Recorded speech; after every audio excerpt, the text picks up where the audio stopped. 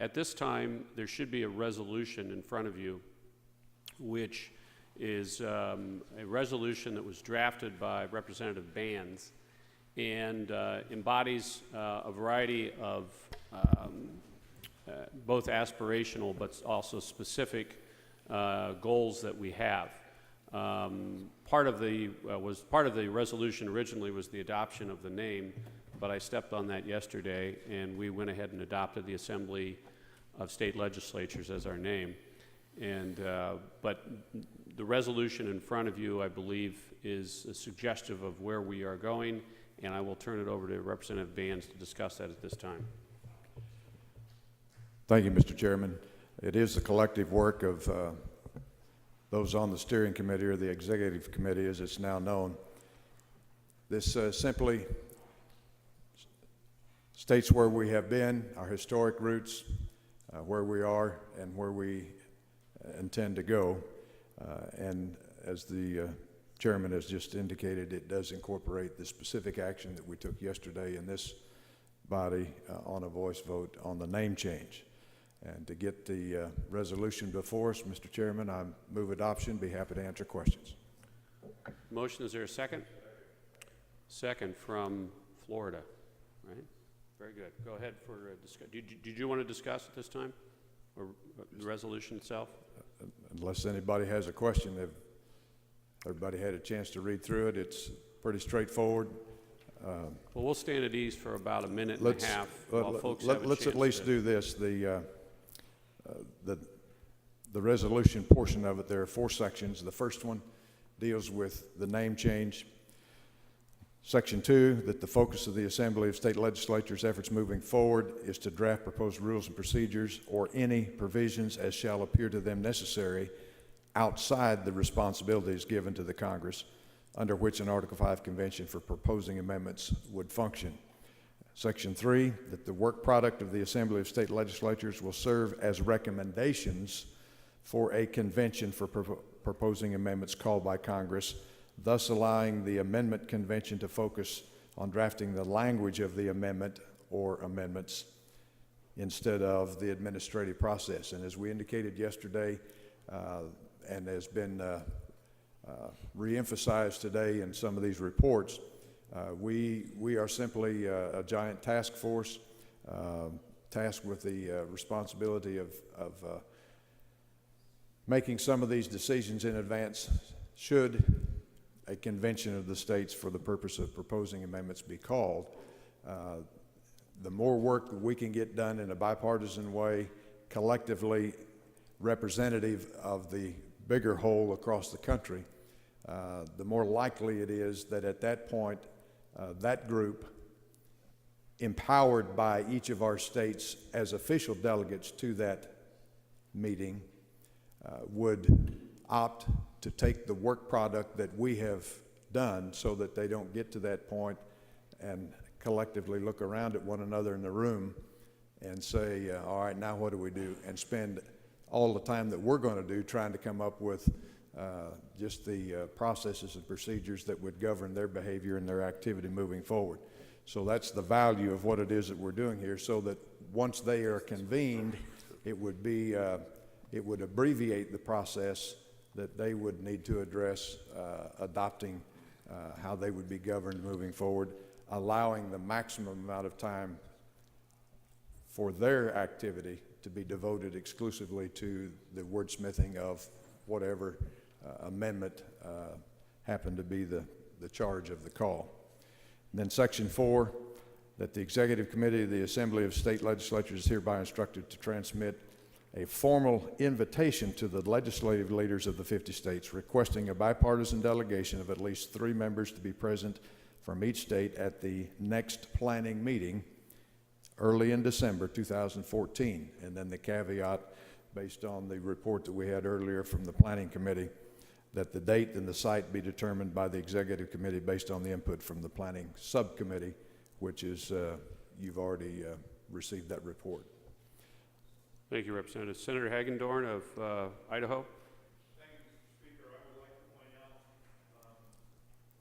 section 4 here, where it says, I think it's line 3, members will be present from each state. We had some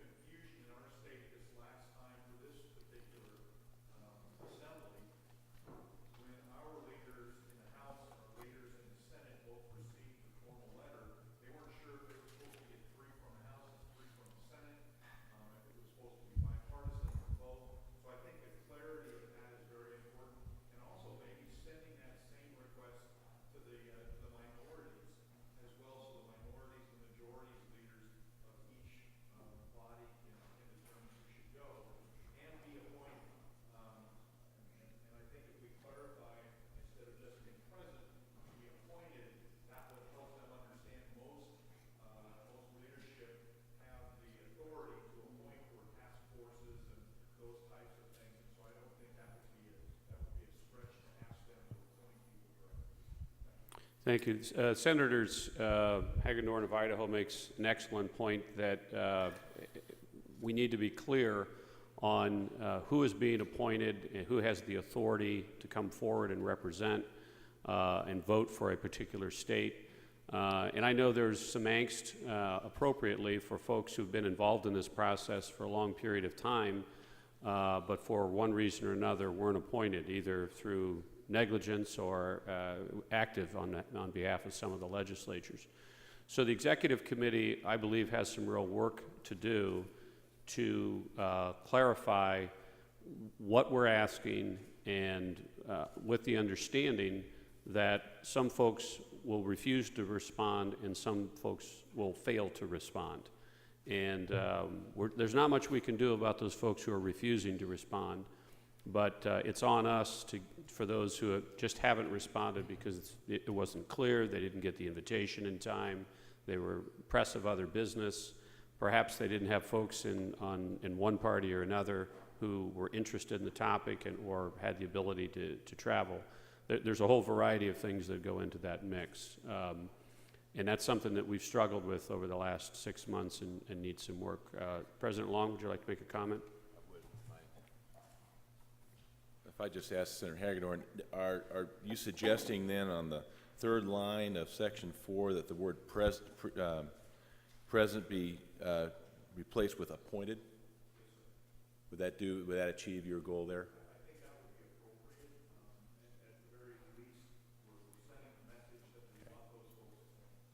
And I would make a friendly amendment motion to amend as requested by Senator Hagedorn to change the word present to appointed on Section 4, the fourth word in.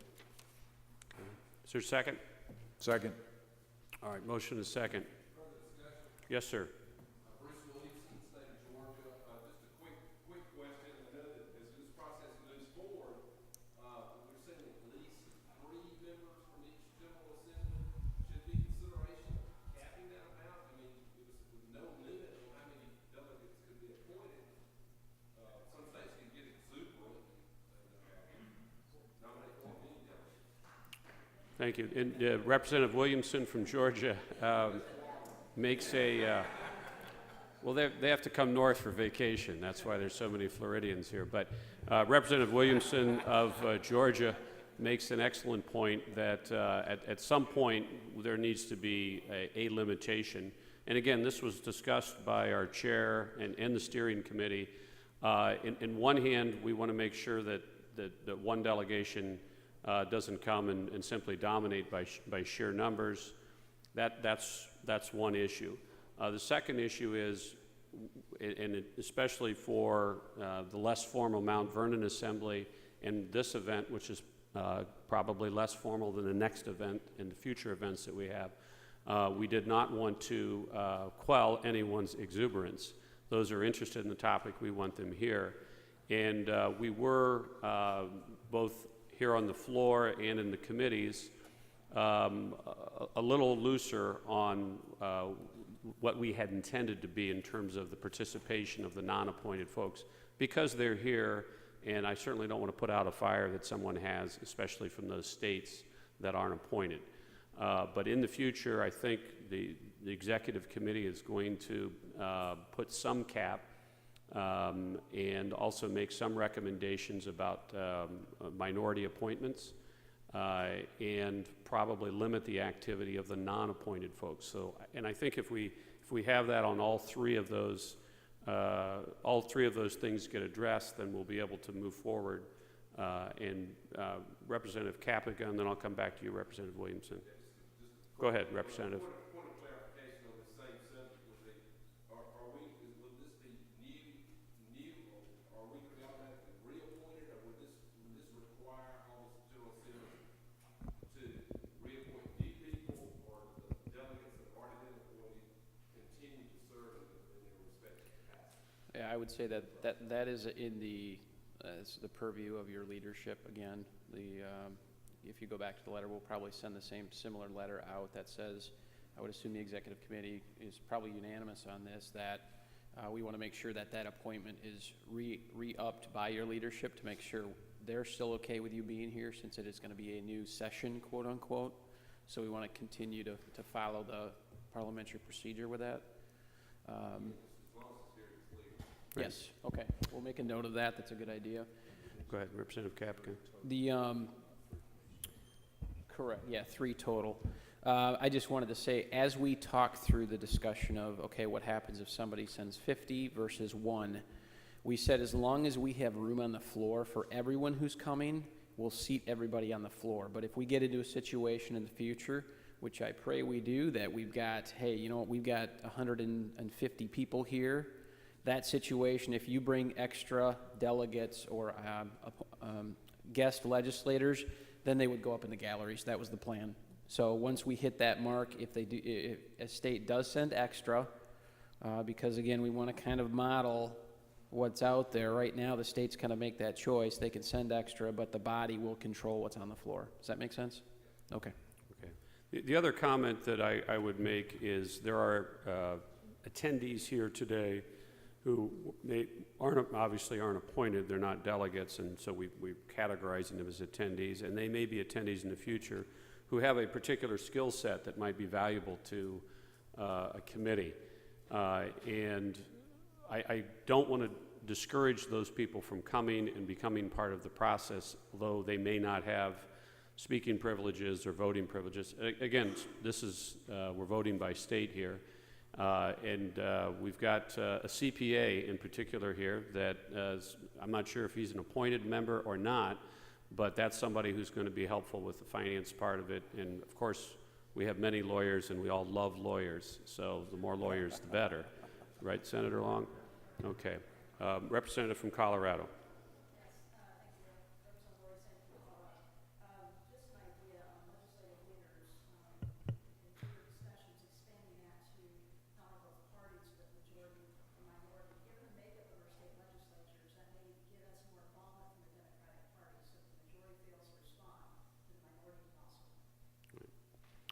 Thank you. And the representative from Colorado, her point was simply that if we have some minority leaders appointing, we may have obviously more participation from the minority party, including the Democratic Party.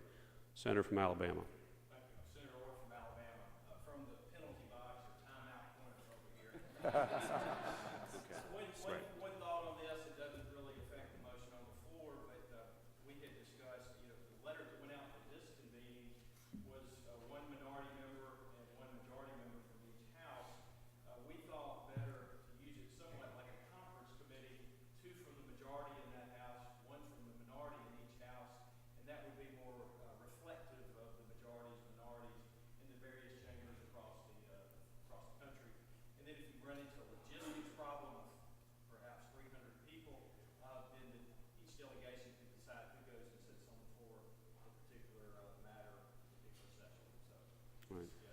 Thank you, Senator. And the staff reminded me that they would like, as much as possible, for folks to come up and make comments into the microphone, because this is streaming on the internet.